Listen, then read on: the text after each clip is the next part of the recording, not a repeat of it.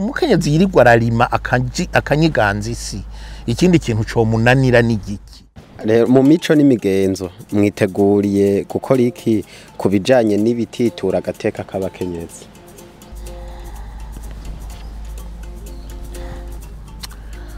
Abakenyezi jewe d'abord nuko maze igihenda bivuga abakenyezi ni 52 kwijana 51 kwijana.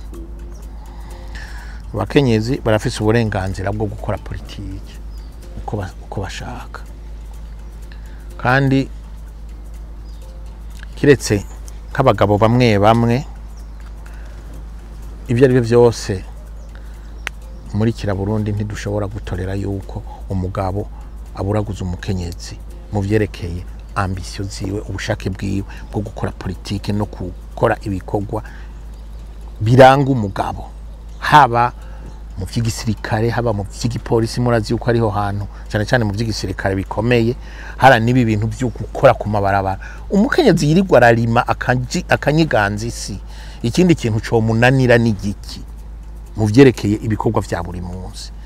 Jewe rero ndi mubemeza yuko mu gihe amategeko abakingira harakeneye uko nibaza politike yo gusansibiriza no kumvisha abakenyezi yuko nabo nyene bagomba guhaguruka bakihagararako, kuko burya mu buzima y'abantu turafise agatima k'agakoko naturel yuko buri muntu yikingira.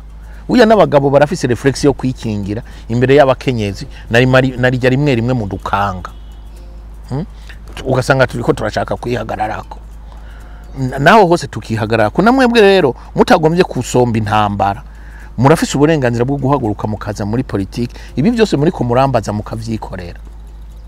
Burya gushika kuri 50 ni ibintu vyoroshe mwemeye gutorana. Bisigura rero yuko ibi byo kurengera agateka k'abakenyezi mu gihe amategeko avyemeza, ikiba gisigaye nuko inzego z'igihugu zibihagararira.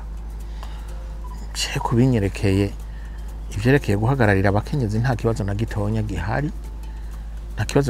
gihari, haba mu nama nshingamateka, haba mu nama nkenguzamateka, haba muri leta, haba hehe, ivyo nta kibazo. Ariko rero abakenyezi nabo nyene bagomba kubishaka.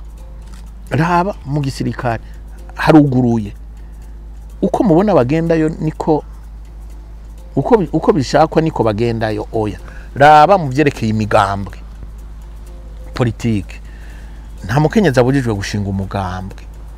Ushobora kumubuza n'umushinga ntahe wiwe. None ntimwicara ngo muharire mwumvikane ibyo mushobora gukora. Ibyo barashobora kubihagararira. Ufise bene izo ngorane ntashobora kubura abo yitwaza. Ibyo ari byo byose muri Burundi ntidushobora kubibuza na gatoya.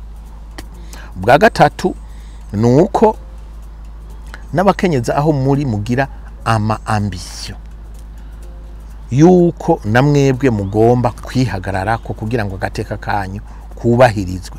Ni naho no muri bibazo byose twariko turavuga byerekeye amavyoro n'ibiki, mu bihe biri imbere ntawe uzobubahuka.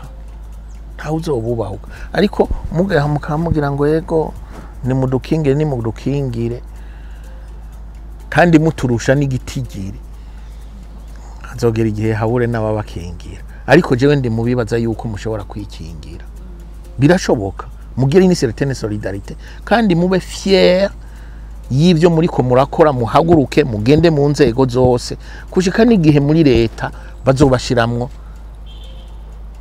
moitié. Ega hajya natwebwe ntimugire ngo abantu b'abagabo burya barafise ubwoba. Ndabibabwiye barafise ubwoba yuko abakenyezi igihe bazoba bari hamwe abagabo ari bazosigara ari inkehwa. Nene ntimwibaza yuko nabo nyene bagomba kugira ubwoba.